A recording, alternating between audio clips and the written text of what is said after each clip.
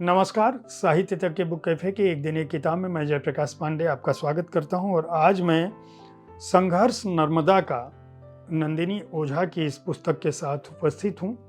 यह पुस्तक मूल रूप से मराठी में लिखी गई और राजहंस प्रकाशन द्वारा सबसे पहले प्रकाशित हुई। जो इसकी लेखिका है नंदिनी ओझा, वो एक तरह से वाचिक परंपरा को दर्ज करने के लिए, मौखिक इतिहास जिसको कहते हैं, उसको दर्ज करने के लिए जानी जाती हैं।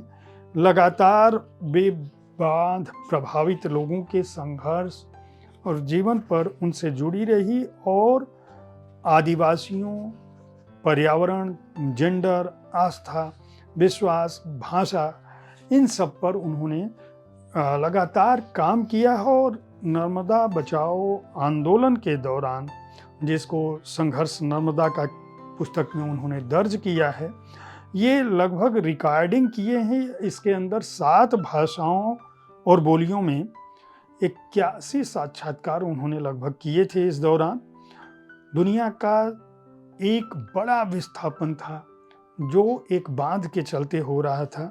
इसमें 400 घंटे से अधिक की रिकॉर्डिंग है और तेजी से खत्म हो रही भाषाओं को संरक्षित करने की जो उनकी कोशिश है, वह भी इस पुस्तक में दर्ज है।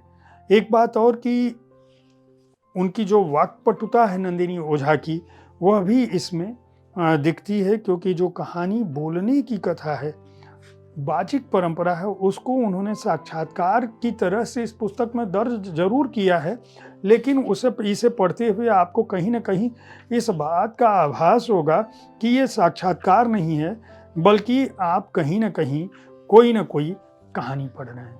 मराठी में जो पुस्तक हुई थी, उसका नाम था, प्रकाशित हुई थी, उसका नाम था लढा नर्मदेचा। लढा नर्मदेचा, उसी का ये अनुवाद है। अनुवाद स्वतीजा मनोरमा और सुहास परांजपे ने किया है। नर्मदा बचाओ आंदोलन का मौखिक इतिहास बजरिए आदिवासी नेता केशव भाऊ बसावे और केवल सिंह बसावे, इन दोनों से बातचीत में वे ये जानने की कोशिश करती हैं कि नर्मदा के प्रभाव के चलते, उस बांध के चलते, उस दौरान उस क्षेत्र में क्या कुछ घटा था।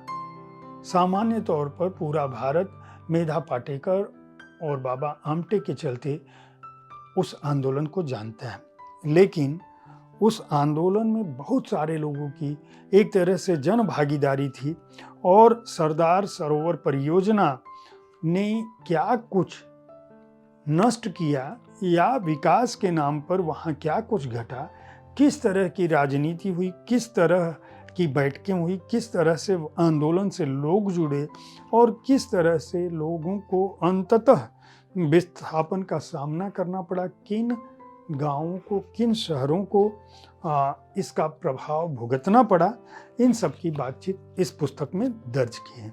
हालांकि नंदिनी ओझा ने इस पुस्तक को नर्मदा संघर्ष के मौखिक इतिहासकार और इस पुस्तक तक मेरी जो यात्रा है कार्यकर्ताओं से लेकर, उसकी बात की है।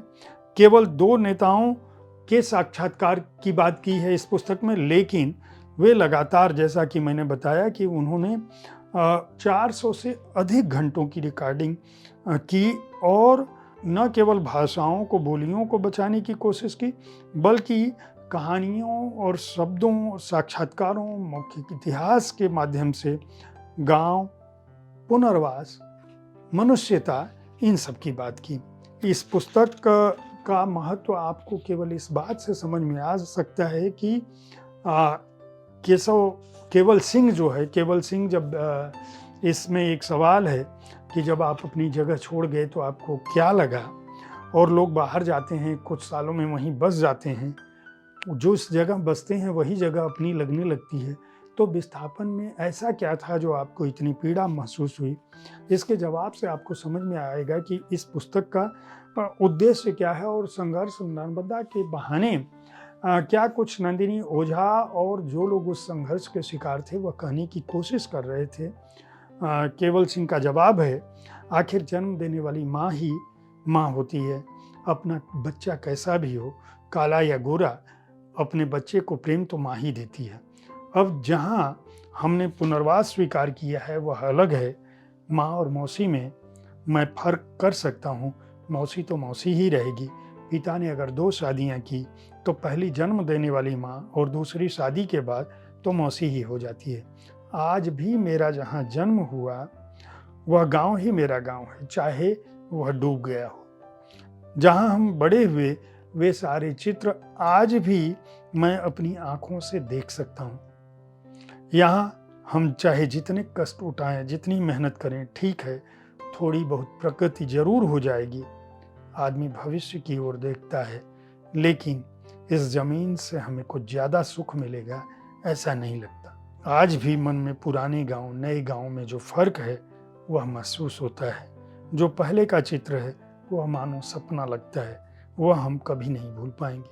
आने वाली पीढ़ी को वह चित्र बताऊंगा तो उन्हें सब झूठ ही लगेगा, क्योंकि हमने इससे पहले कभी वहाँ के फोटो वोटो लेकर नहीं रखे थे। एक नदी, उस नदी पर बांध के चलते विकास, और उस विकास में जो डूबते हुए गांव हैं, जो जन हैं, उनके जो सपने हैं और जड़ों से उखड़ने का जो दर्द है, उसे वही समझ सकता है जिसने कभी अपनी जमीन मजबूरी में छोड़ी हो। विकास की यह यात्रा कैसी है, इसके बारे में सरकारों को, प्रशासन को और विश्व स्तरीय संस्थाओं को भी सोचना पड़ेगा कि अगर धरती को बचाना है, पर्यावरण को बचाना है, तो विकास के नाम पर की जा रही यह ऐसी गतिविधियां जो उजाड़ रही हैं लोगों को, कहाँ तक जाएंगी, कहाँ लेकर जाएंगी। इस पुस्तक का उद्देश्य संभवतः यही है।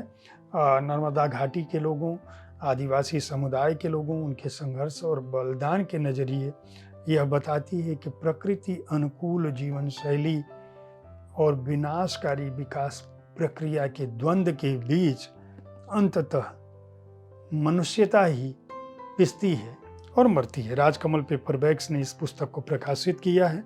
मूल्य इसका 350 रुपये है और पृष्ठ संख्या है 272।